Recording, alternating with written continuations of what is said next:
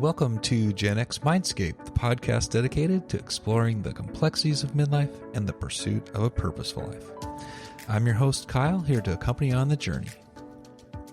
I'm so glad you tuned into this episode today.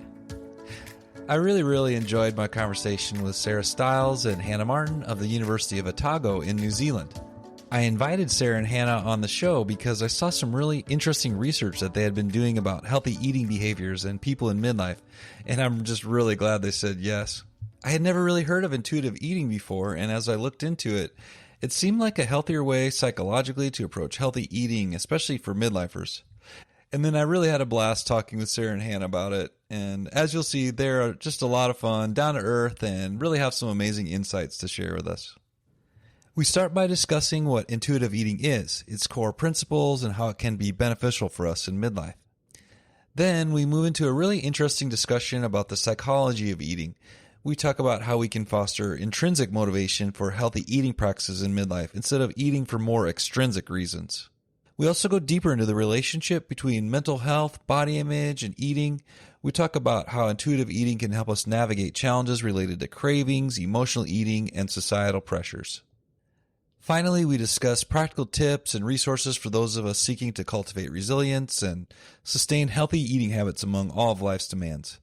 It really was a fun, insightful, and down-to-earth conversation. And so let's get to this conversation and introduce our guests. Today, we are delighted to have Dr. Sara Styles on the podcast. Sara is a lecturer in the Department of Human Nutrition at the University of Otago with a really unique background in psychology, behavioral nutrition, and public health. She's really distinguished herself through some innovative work on intuitive eating, a topic that she's passionately explored. She's aiming to bring about positive changes in mental well-being and eating behaviors, especially amongst mid-aged women. We're also lucky enough to have Hannah Martin with us. She's a Ph.D. student under the guidance of Dr. Sara Styles. She's used her role as a community dietitian to share intuitive eating concepts, helping many reshape their relationships with food. She's currently exploring the motivational aspects of intuitive eating in a really interesting way, which you'll hear very soon. Welcome to the show, Hannah and Sara. Well, thanks for letting us join you. Yeah, as we've been discussing, I'm thrilled. Sara, could you start out by just giving our listeners some insight into your background and how you got interested in the topics we'll be exploring today? Yeah, the topic that we're talking about with intuitive eating and acceptance and commitment therapy, there's this academic path that I've been on and a personal path that I've been on. And I'm starting with the personal side. I recall being back in high school when one of the thoughts I had to myself was, I can do everything but lose weight. I was a strong athlete, strong academically, had a job, was involved in extracurriculars. And for me, it was really frustrating that I wasn't small like the other girls. And for me, as a senior in high school, it was on my mind quite a bit because I come from a family of people with larger bodies. We have a strong family history of diabetes and cardiovascular disease. And I had a swim coach say, if you lost a few pounds, you might be a little bit faster. And going through all the different unhelpful, maladaptive eating behaviors a teenager does, I found myself later on being in a class for my master's degree in nutrition. And that's when I was introduced to intuitive eating. And for me to learn about an approach where our body has its own wisdom to tell us what to eat, when to eat, how much to eat, and weight is a side effect of that. You can still be healthy and still have a higher than recommended body mass index. I thought was really valuable. And I've been an intuitive eater through lots of different phases of my life. I was in my early 20s when I found out about intuitive eating. And at the time I was getting ready for a wedding and I thought, I'll listen to my body for what to eat, when to eat, how much to eat. But actually, it was definitely a learning process at first. I explained to Hannah before that for me, it was kind of a eat when hungry kind of diet. And that's not what intuitive eating is. I let myself eat all the things whenever I wanted to, but I was eating to the point of satisfaction. I always felt like I wasn't completely satisfied. All the corners of my stomach didn't feel like they were touched with food. And I didn't really love that feeling. But later on, as I got used to listening to my body, like I mentioned, I was an athlete in high school. And even after high school, I got into triathlon and I worked my way up to an Ironman distance. And that is a long event. You spend months and months. For me, it took 4 years to get up to that point. Wow. And to prepare for a day that took me 14 hours of swimming 2.4 miles and cycling 112 miles, I think. Wow. And then doing a marathon after that, I had to really get in tune with how does my body feel? Am I hydrated? Do I have enough fuel for right now? And do I have enough fuel for 10 minutes from now? And do I have enough fuel for an hour from now? And then later on, I was an intuitive eater through my pregnancy with my son. And that's a really unique time in a woman's life where your body is going through these changes. You have health professionals trying to help you keep yourself healthy, try to keep your baby healthy. Yes. And I distinctly remember a day where I was balancing a tub of ice cream on my baby bump and just thinking, like, I want to eat the whole thing, but I have this urge to eat the whole thing, but is that really what I want to do right now? Right. So I take a spoonful of ice cream, enjoy it, notice the taste, notice the texture, notice the temperature. And I would just have this message inside me saying, I want another bite of ice cream. And I did keep going and I ate most of the ice cream, but I didn't have that guilt or shame along with it. Oh, because yes. that was one time in 9 months where I sat there and ate all the ice cream. Yeah. And then the final stage, well, it's not as final stage. I'm still going with it. But that's right. The final important part of this story has been the last 4 years with me having chronic fatigue syndrome.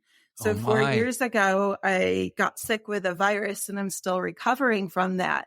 And it's affected me cognitively. I have had days where I could not follow a recipe. It would give me a really bad headache and I wouldn't be able to think clearly for hours.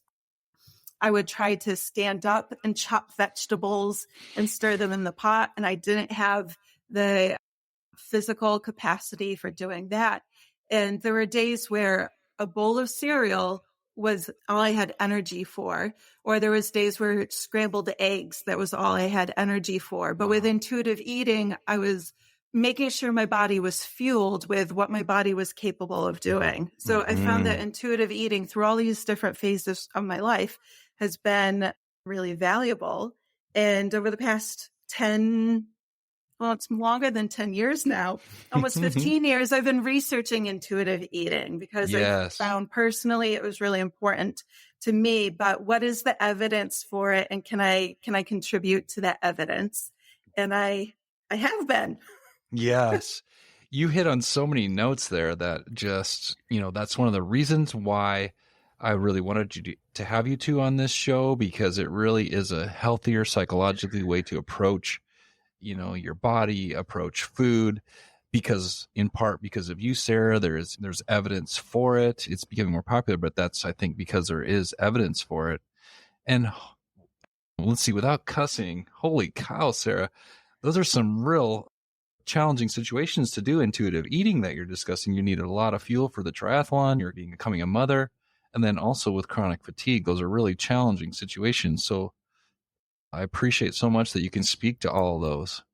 So let's dive deeper into that. I have to admit, this is one of my first encounters with intuitive eating, and I'm sure it's not going to be the last. So can we go a little deeper into that in terms of what intuitive eating is and some of the core principles of it?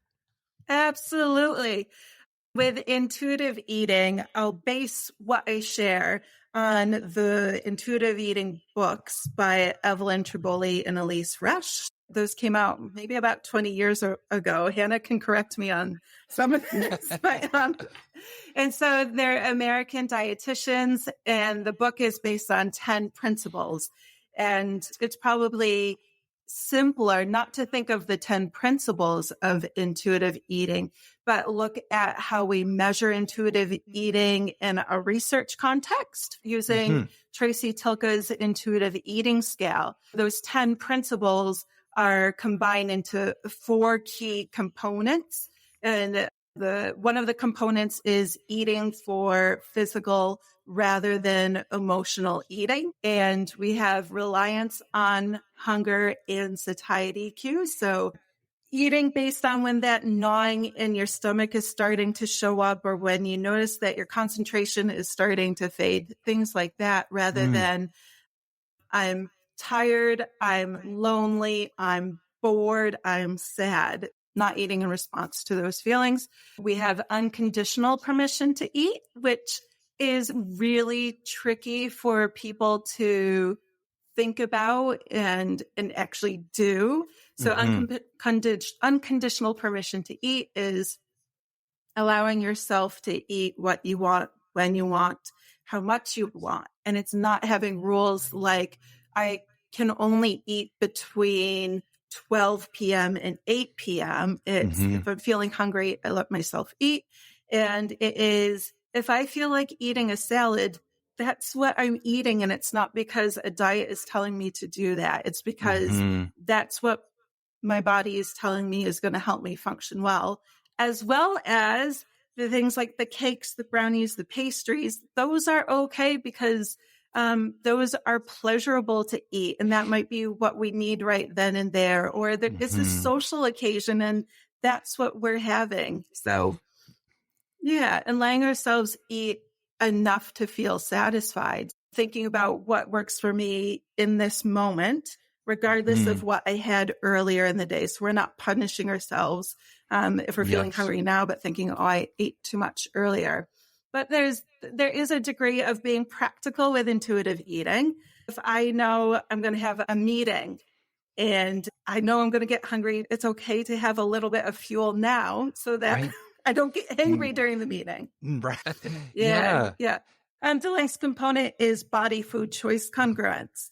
And that is listening to your body and choosing foods that help your body function well. But there's also this gentle nutrition component where you can inform what you eat based on dietary guidelines, but using them flexibly and not using them like rules that you have to follow. Yeah. Oh my gosh, that's mind-blowing already. And we're only, a few minutes into this. So I really like that. I hear you saying we're kind of like scientists with our body, like what we know works, we keep doing, or, we're tweaking it. We're being reflective about what we're eating and then using that moving forward. That is so cool. This podcast is focused on midlife. And the reason that you got my attention was because you published a really interesting study on using intuitive eating with midlife women. So could you talk a little bit more about how intuitive eating relates to midlife?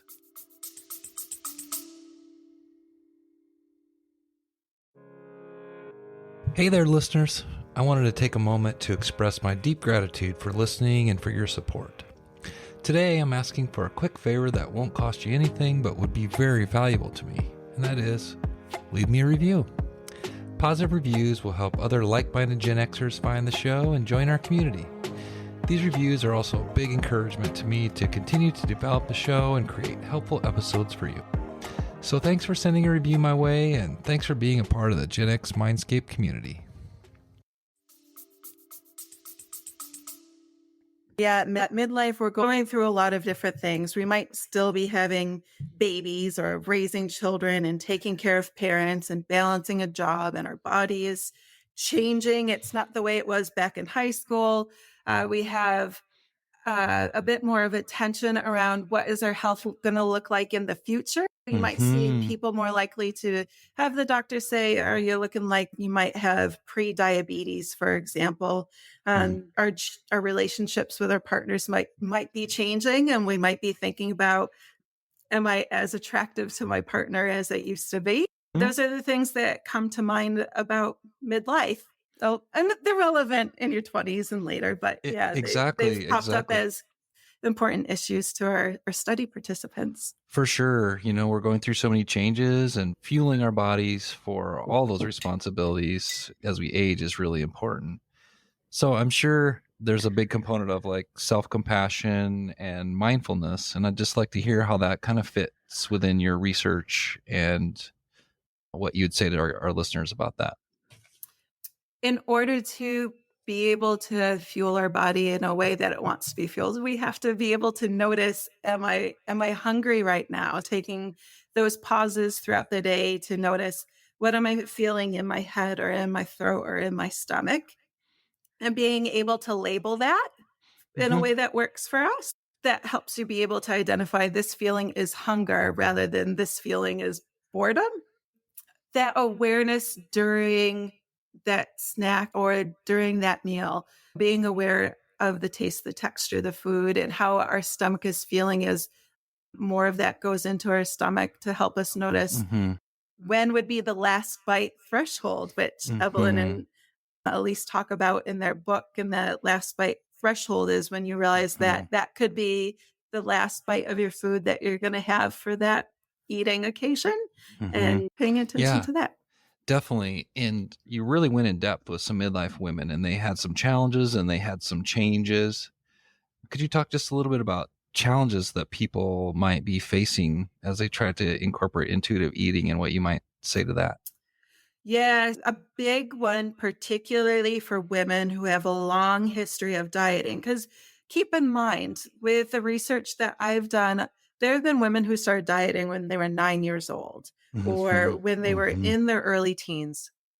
They have a very long history of restricting what they Hmm. eat and how much they eat. And so when I am there, or when we're on the website that we created for the Mm. intuitive eating intervention, to be told it's okay to eat what you want, it was scary. Yeah. That was a huge challenge, that people felt scared to trust their body because they Yeah. thought, if I open up a package of Oreos, I'm going to eat the whole thing. Or if I do open that tub of ice cream, I am going to eat the whole thing. And that's quite scary for people, because Yeah. they label that as something that's bad if they do that. And what do you do?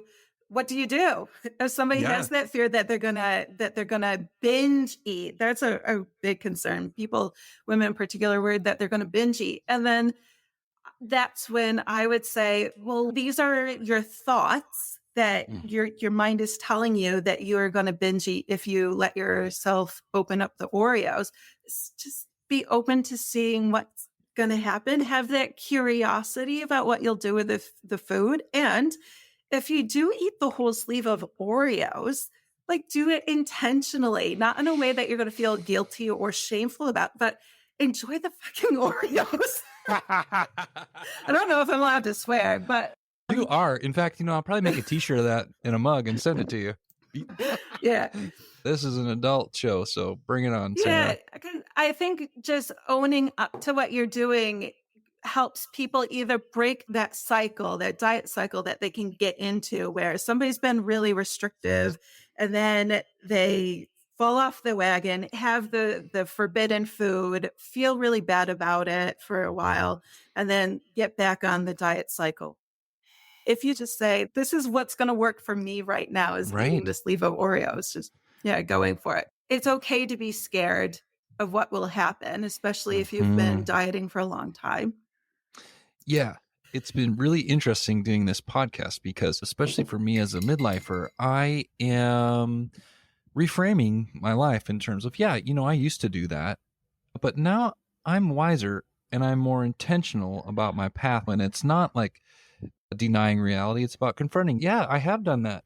That doesn't mean that's how this is going to be moving forward. And I think that's a really cool way to look at that. It's unlikely that you would keep eating food like that all the time, because your Right. body is going to tell you, actually, eating a bunch of those, whatever it is, we'll stick with the Oreos, might have made me feel really yucky. The next time that I'm having the urge to go and do that, then I've had that past experience, and it's been an opportunity to learn That's that in right. the future, maybe I will stop a little bit That's sooner. right. And that's a big part of it too, is having self-compassion for yourself, Mm. and being aware and learning and growing. That's another reason I'm just so excited to share this with people. Hannah, I'm thrilled you're with us here too. You've been taking an interesting angle on it as well. So could you give us a little personal background, and then kind of talk about, your angle you've been putting on this, in terms of Yeah. self-determination theory? Thank you for having me on the podcast. Like Sarah, I guess when I was younger, going through college, the similar body image issues and maladaptive eating behaviors that a lot of teenage girls in particular go through. And I think that really probably drove my interest in studying nutrition. Probably not the healthiest way to enter the profession, but Sure. it's okay. Unfortunately, I think that's why a lot of people do enter it.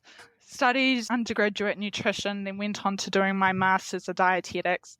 And it wasn't until the last 6 months of my master's where I found out about intuitive eating. And so we were essentially given these research topics, and my one was on intuitive eating and self-determination theory.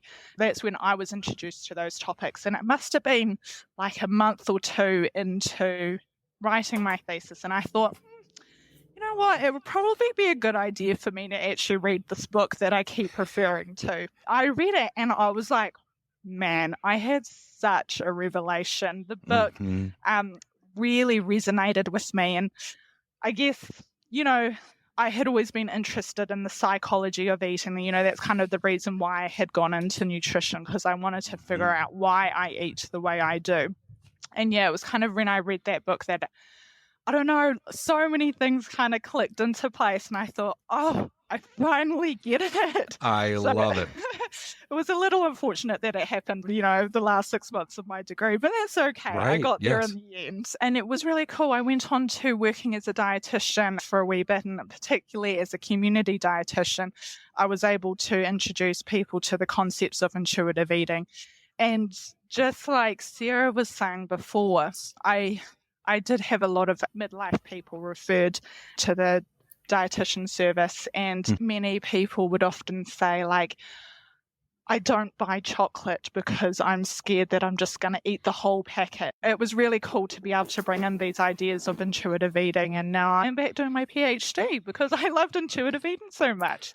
I'm looking at intuitive eating from a self-determination theory perspective. So that is a theory of motivation. It's looking at the reasons why people might be wanting to eat intuitively. Yes. Just curious, which book did you read? I know you've read many books now, but was it the same one Sarah referenced, or what book was it, Hannah? Yes, the same one Sarah referenced, the intuitive eating book, the one with the 10 principles of intuitive eating. And I think, it was first published in 1995. Wow. So there's 4 editions out now, but I think I must have read one of the first editions. Yeah. Cool.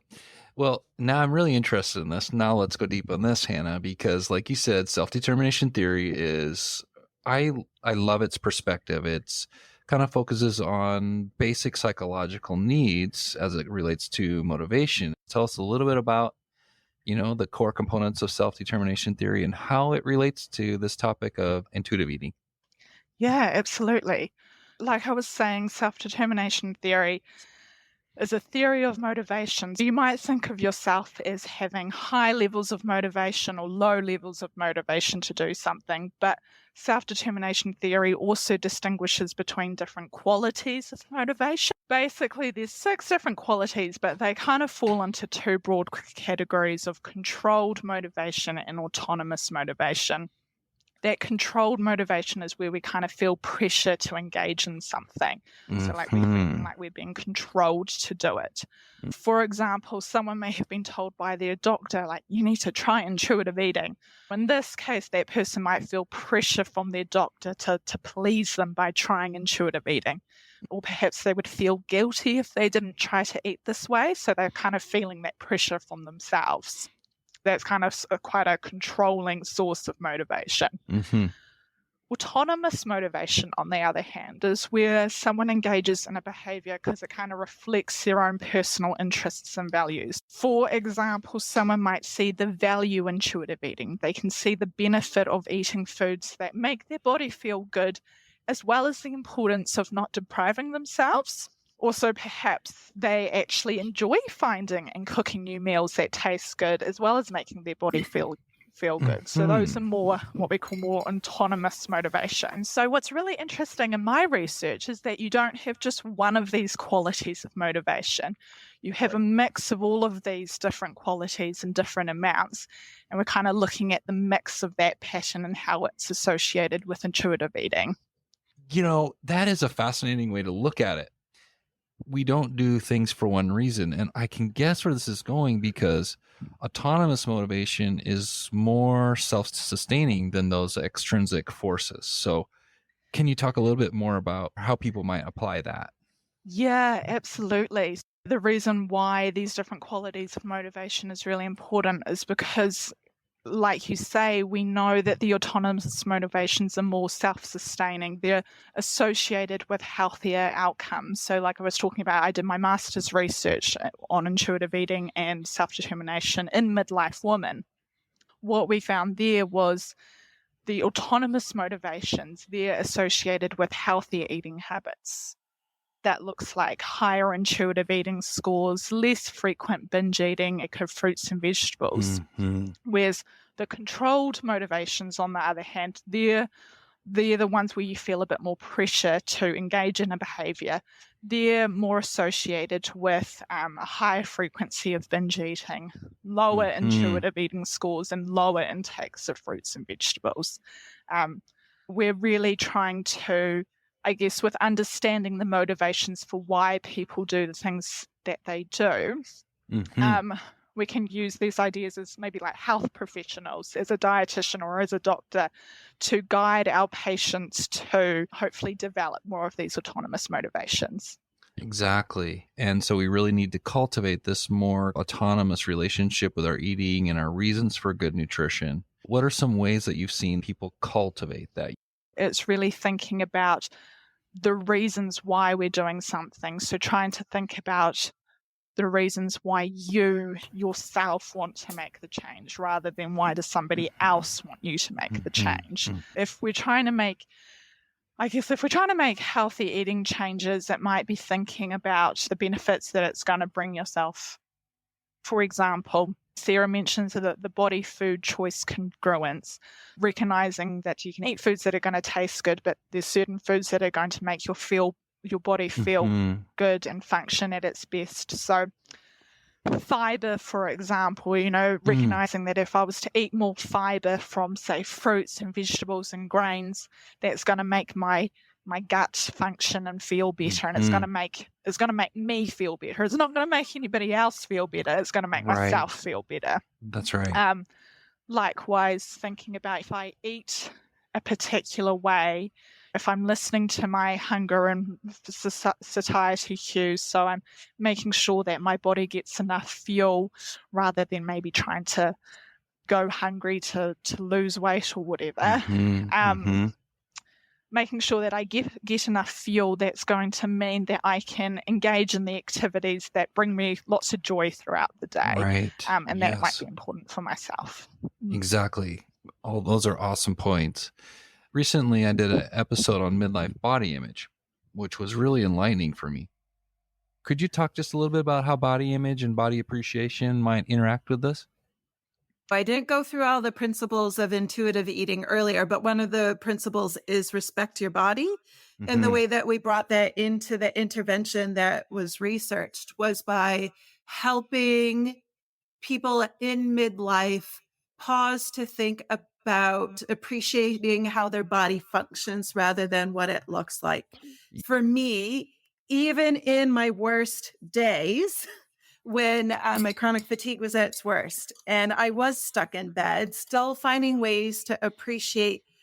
Maybe for me at the time, it wasn't appreciating because I had a lot of limitations, but being in awe of how my brain was functioning to still keep me alive, or like noticing my lungs, the way my lungs felt when I breathed had changed after I had this virus. And I focused on breathing exercises. And over time, my lungs were able to take in more oxygen and I was starting to feel better.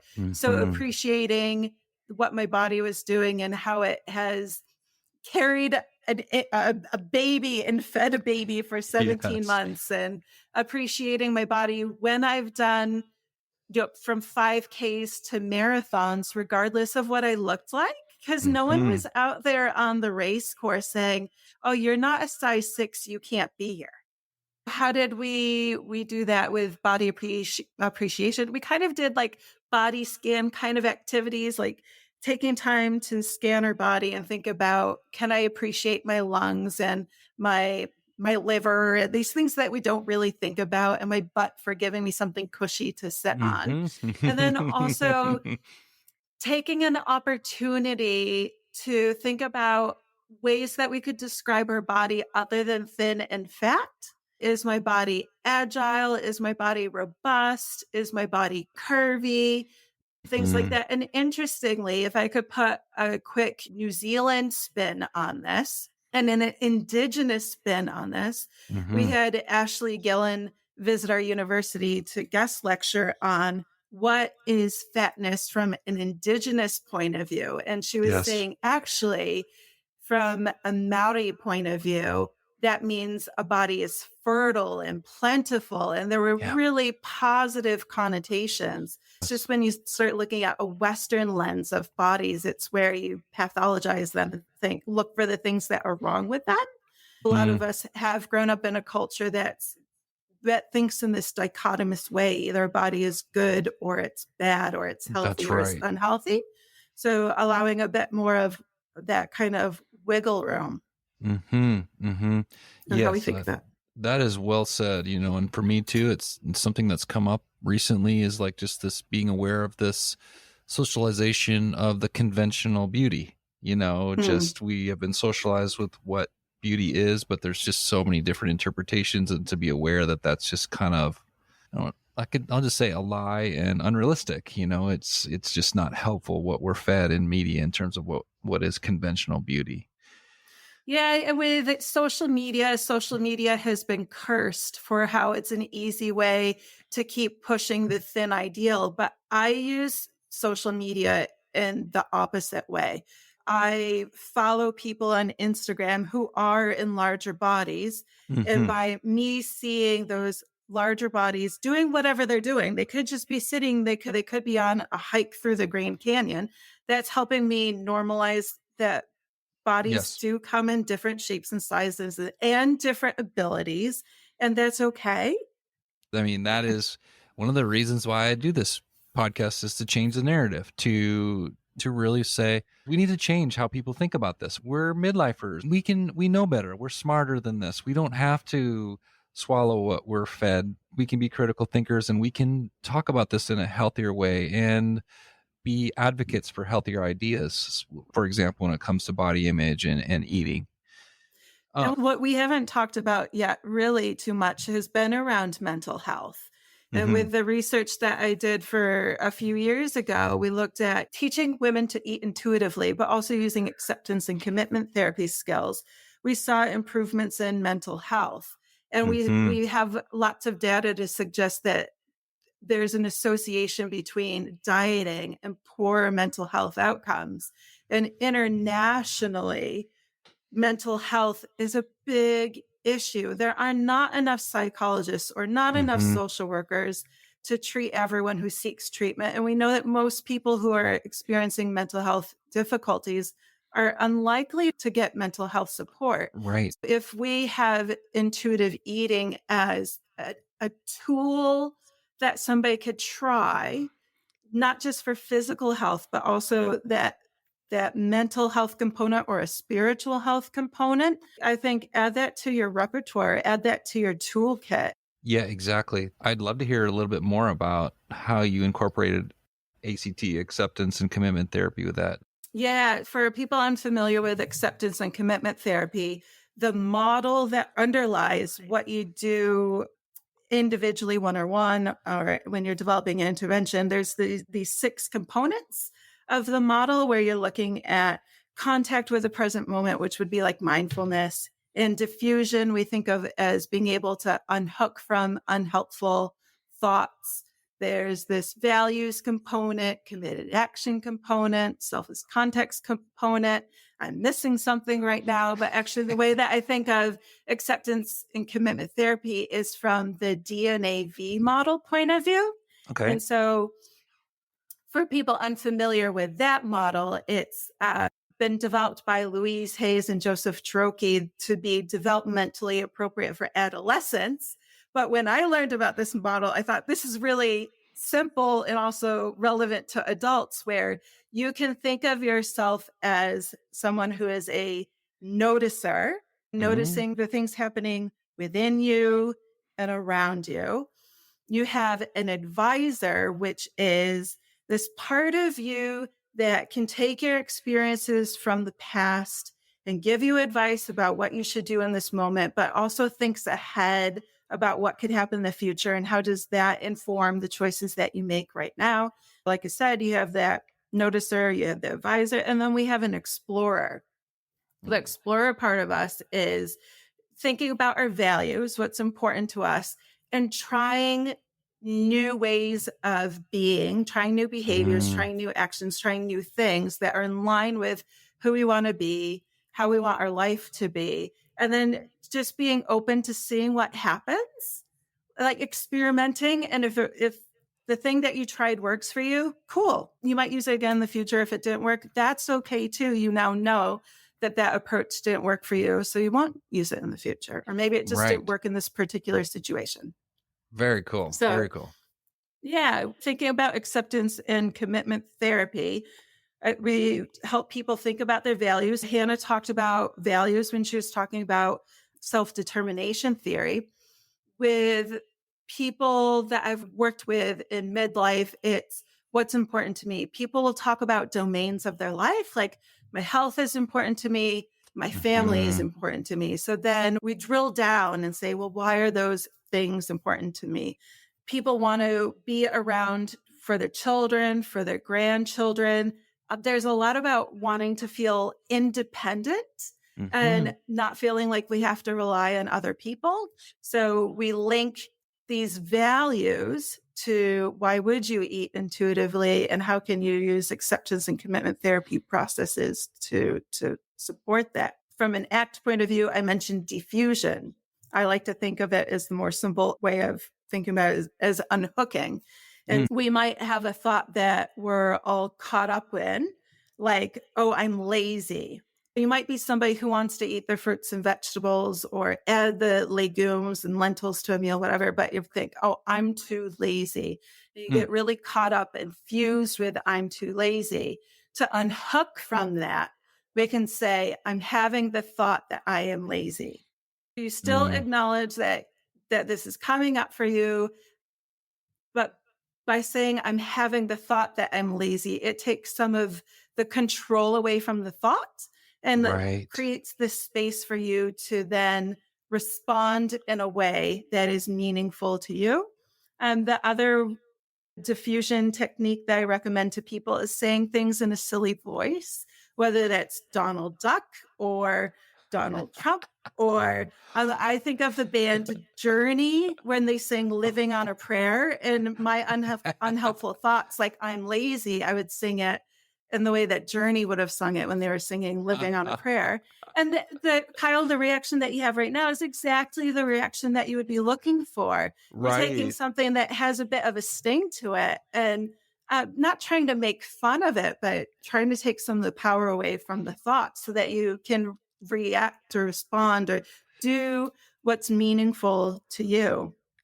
That's why I thought I would mention about those would be around the values, thinking about our values, diffusing. There's also urge surfing. I don't know if you've talked about that on your podcast before. I have not. Please enlighten us. We talked a little bit about hunger and being able to notice hunger and respond to hunger. And even me, after 15 years of practicing intuitive eating, sometimes it's just like, oh, is that physical hunger, or is that my mouth just wanting something in it, or my hands wanting something to do? And so somebody might practice urge surfing, where you pause, you take a breath to just get into this moment and Notice where in your body are you having the urge? Is it a thought? For me, sometimes it's just a thought that I'm having the urge to eat. Especially for me, it happens at 9:00 at night where like I'm having the urge to eat. And so then I surf the urge and I give myself time to see if that feeling I need to eat grows inside of my body. And if I give myself maybe 10 minutes to see if that urge is a physical sensation that does say like, feed me now, I am hungry, then that's what I'll do. Then I'll eat. Or maybe the urge, it rises like a wave and then it crashes and it disappears. It becomes part of the ocean again. And the feeling, that urge to eat is gone. Allowing ourselves to surf the urge to see what happens can be really important. Well, not really important, but really useful. The last, I don't want to call it a trick or a tip. The last thing that we can use in acceptance and commitment therapy context, I call it just-in-time intervention, and it's called the choice point. And so we're in a situation where we can make a choice and we can choose to act in a way that's in line with the person that we want to be, the life that we want to live, or we might choose to act in a way that moves us away from the person that we want to be and away from the life that we want to live. So an intuitive eater might value living according to the body's wisdom. And they might have a moment where they're going out for coffee with a friend and they see their friend ordering a muffin or a slice of cake to go with their coffee. Should I order some too? Because that's just a social norm sometimes. You see somebody else ordering food, but you listen to your body and you're like not actually physically hungry. What do you do in that moment? Do you not order the cake or the muffin because that's the person that you want to be? Or do you order it and eat it, but you're not actually enjoying it because you felt like you had to? Yeah. So using that choice point to help you decide, do you order it or do you not order it? That is great. That sounds like being authentic with your eating. You know, who do you want to be? Are you making decisions for yourself based on your own values and your own priorities? I love this conversation. For me, the times I'm most at risk are when I'm stressed or I'm tired. Do you have any response to that as it relates to being an intuitive eater? Yes. Evelyn Triboli and Elise Resch, the authors of the Intuitive Eating book, also have a really helpful workbook. And within that workbook, there's a section devoted to Nutrition 911. And what do you do in those moments when you're stressed or when you're sick or when you're depressed or for whatever reason, your life demands are high. Your motivation might be different than usual. And what do you do? And it's a little bit of preparation to know what would work for you in those moments. Based on your past experience, what would you need to have available to you in the cupboard, in the fridge, in the freezer, in your bag? For me, it's usually like when I'm on the go, it's when I need that Nutrition 911 and figuring out what will be low burden and satisfying that I can have available to me and not having shame or guilt around what that looks like. Like I mentioned with my chronic fatigue when it was bad, the scrambled eggs work for me. I know it's nutritious with the protein in there. I'm satisfied for a decent length of time where I'm not going to be putting energy into eating again really soon. Or the bowl of cereal and the milk. I know it's got a mixture of different vitamins and minerals and the fiber that's going to nourish my body in those moments. What are the situations where it's most difficult for you to make those eating choices that are in line with the person you want to be, the life that you want to live, and just taking the 5 minutes to mentally prepare for that and then going a step further and preparing for that. So buying the pretzels, buying, I don't know, whatever it is to make things work. That is spot on. Practical, useful, And that really works for me. That's exactly what I was asking. Can you hear that? Wow. Okay. So you've given us a lot of practical tips here so far. Is there anything else you'd like our listeners to know? Last tip that is based on research that we've done, and it has been as simple as rating your hunger, rating your fullness, and rating your mindfulness.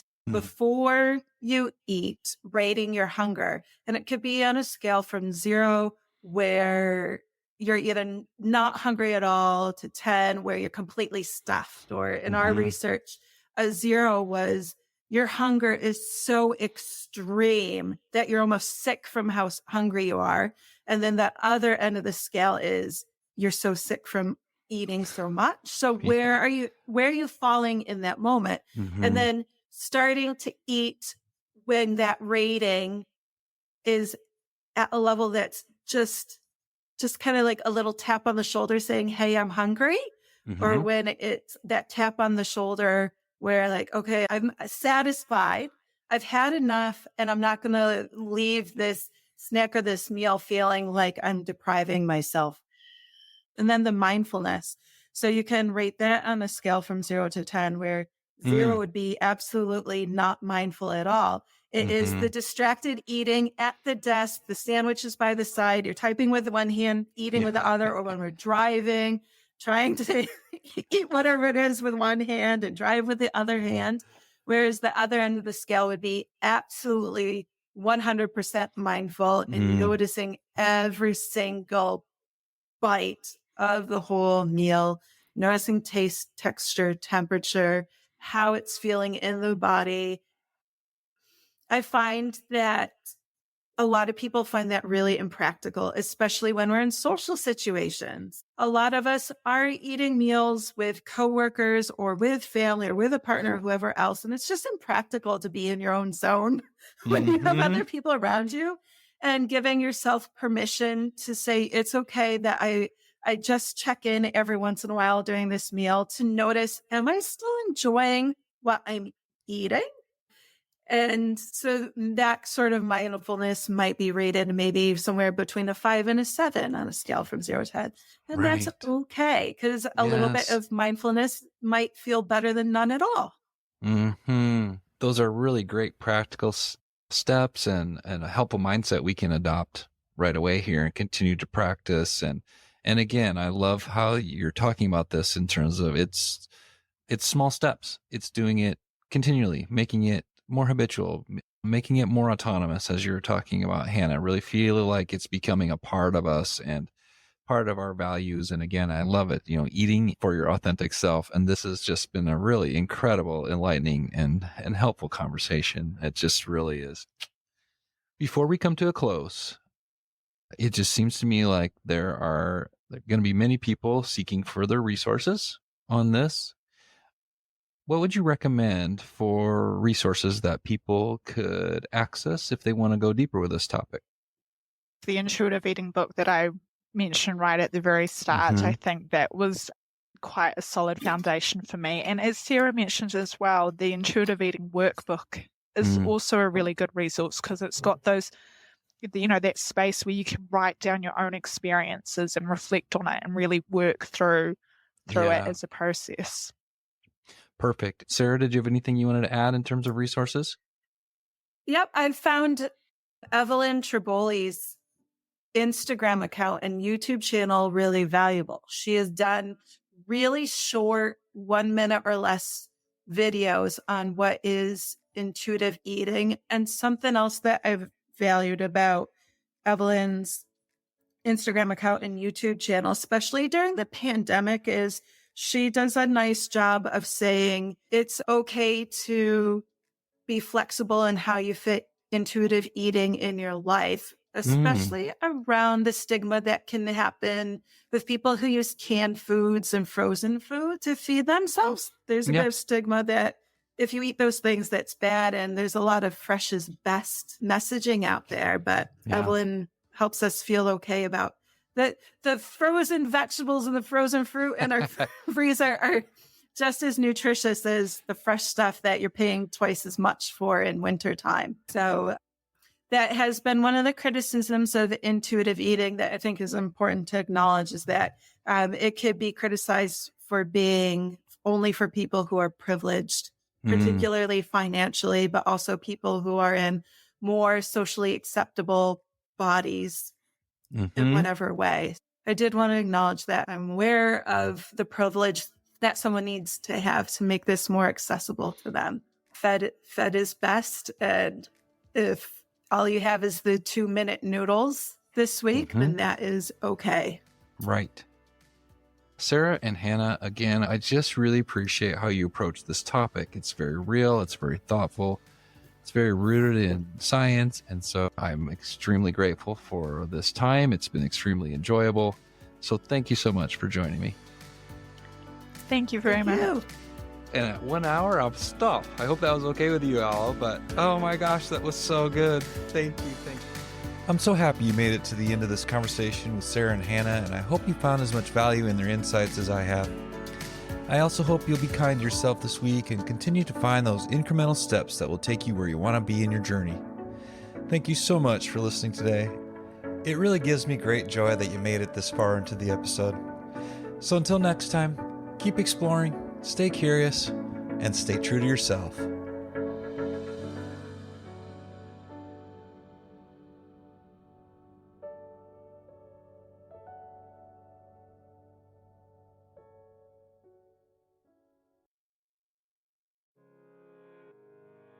Hey there, listeners. I just wanted to take a moment to express my heartfelt gratitude for listening to this podcast. Your support and feedback keep me motivated to continue growing and crafting episodes that are meaningful and helpful for you on your journey. That's why I'm inviting you to join our Gen X Mindscape community page on Facebook. It's a great space to share your feedback on the show, suggest future episode topics, or simply connect with fellow listeners. Also, don't hesitate to leave me a voice message over at genxmindscape.com by clicking on Leave a Voice Message at the top of the page. Whether you choose to remain anonymous or provide your name and email, it's entirely up to you. Once again, thanks so much for listening. I'm definitely looking forward to hearing from you.